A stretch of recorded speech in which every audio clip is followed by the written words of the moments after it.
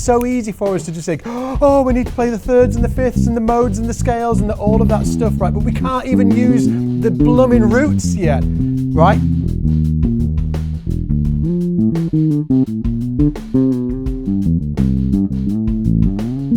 So it's the kind of thing that when I post a video up on Instagram of me playing some kind of cool bass thing, someone in the comments will always ask, what scales are you thinking about? Or what mode is that? And honestly, most of the time I am not thinking about scales or modes at all. It's not that I don't use them, because if you pull apart what I'm playing, then you could probably link it to some kind of scale or mode. But the thing is though, a lot of the time I'm just not thinking about scales at all. And it's likely that your favorite bass players aren't either. So today I'm going to show you a simple 5-step formula that will give you the ability to create killer sounding bass lines, grooves and fills without thinking about scales and without thinking about modes. So with that said, let's jump in.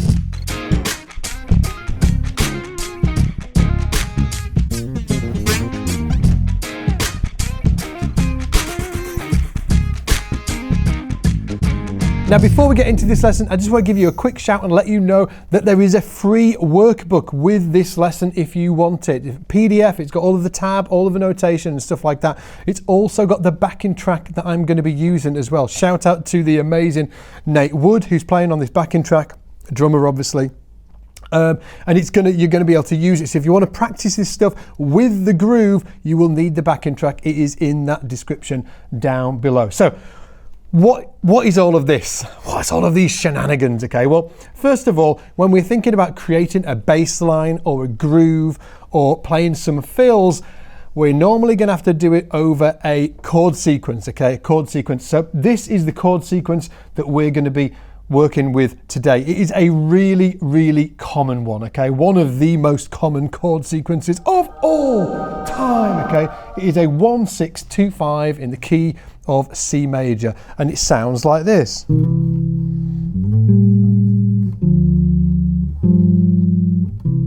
Okay, C major to A dominant to D minor to G7 to C major.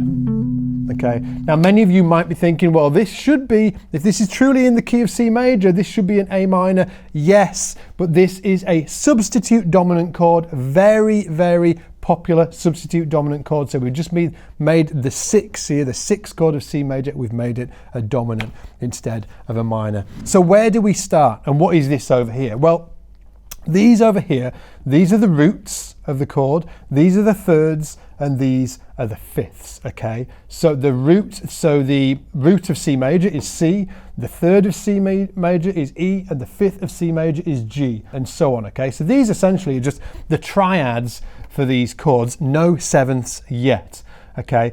And when you come across a groove like this, when you're going to be playing a groove within a band or an ensemble or whatever it is, okay, your first port of call should be roots, okay? Let's learn how to do that first, okay? So you start with roots. And what we're going to do is just play roots, okay? And I'm going to count it in like double speed. A 1, 2, 3, 4, A7, a D minor, a G7. C major, A7, D minor, G7. It's going to sound like this.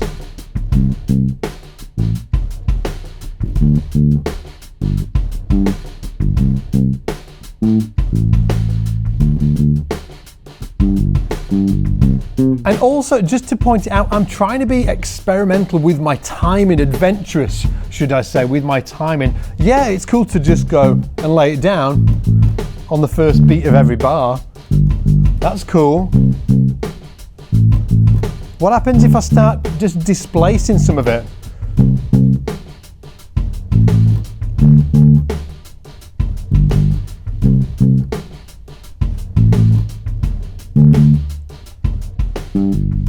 Can you make it sound wicked and, you know, cheeky just with roots? Now, the next thing we're going to throw in the mix is the fifths. Now, let's make sure we know where the fifths are and we can play them round this sequence.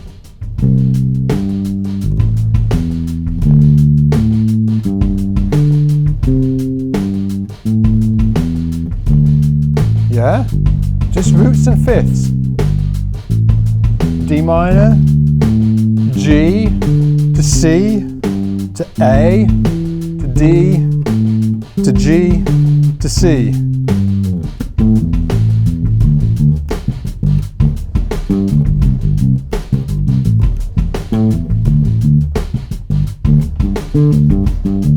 That was only roots and fifths. Can you see how cheeky I can be with that bass line when I'm just playing roots and fifths? Again, so many bass students, what scale, what mode? I mean, they can't even, just sit on a root and 5 groove, okay? So let's get comfortable again. This is just to get familiar with the shapes. Root 3 5, root 3 5, root 3 5, root 3 5, root 3 5, root 3 5, root 3 5, root. Now, when it comes to making bass lines, okay, well, we can kind of go mad with it a little bit. Go mad. I don't know about mad, but we can be, we can start exploring and we can use these to create grooves and bass lines. One thing to point out is you don't always need to use the third or the fifth. You can go, okay, so.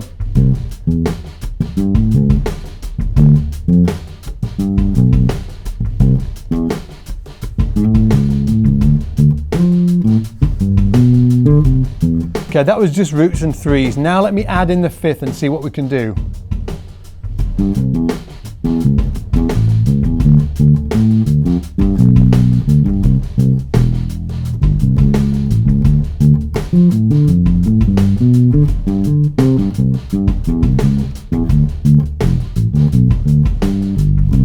So that was just me kind of just exploring around the neck with just roots, threes and fives, and I can play them in any order. There's no point just practicing this stuff up and down the neck if you're not learning how to use it in context, okay? So what do we do after we've done this, okay? Well, first of all, we can add chromatic approach notes in, okay? Chromatic approach notes. Okay, what is a chromatic approach note?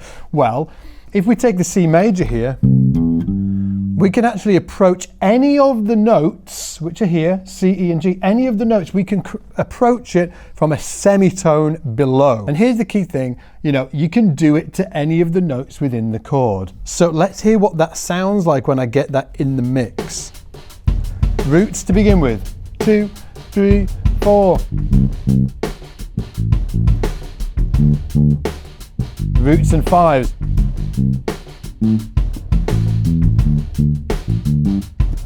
Roots and thirds and fifths.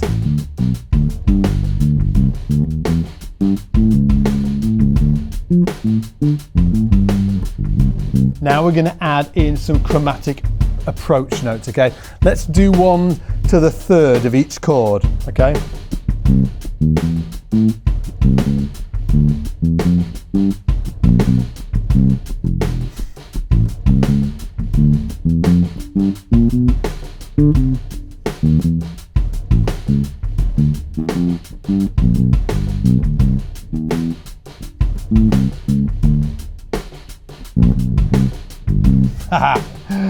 Okay, so that was just to the third. Let's try it to the root.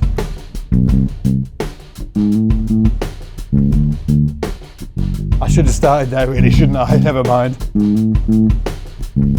Down to the root.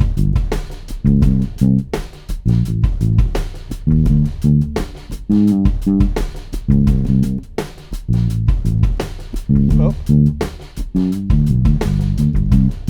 Okay, so that now you've got the concept, and you could also do it to the fifth as well. But let me now just be a bit kind of sort of like just explore this concept of using roots, threes and fives and a chromatic approach note to whatever I want within that framework, okay? 2, 3, 4.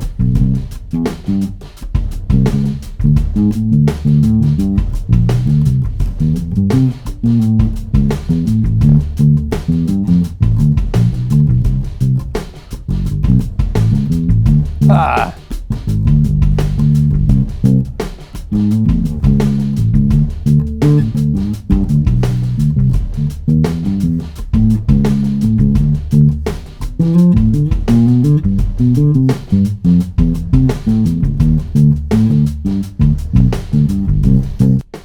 monochromatic approach notes. Let's hear that into the roots. 2, 3, 4.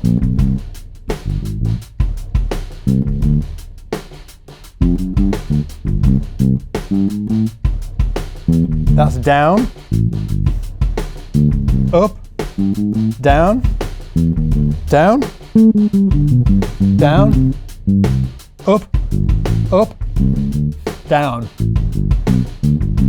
I could keep talking about this stuff all day long. It's really fascinating. I love it. If you want to get the download where you can get all the tab and the transcription and stuff like that of what we've been talking about today, make sure you grab that download from the link in the description below. It's completely free, okay? It also comes with Nate Wood doing his thing. This actual track is from inside SBL. So if you are a member of SBL, go to the Groove Trainer, check it out. We've got loads of tracks from Nate Wood inside the Groove Trainer, so you can practice with Nate Wood, one of the best drummers on the planet. And if you're not a member, you can grab a free trial by just going over to the website scottsbasslessons.com and sign up for that 14-day free trial, taking it for a test drive and seeing if what we do is for you and we can take your bass playing to the next level. So with that said, take it easy and I'll see you in the shed.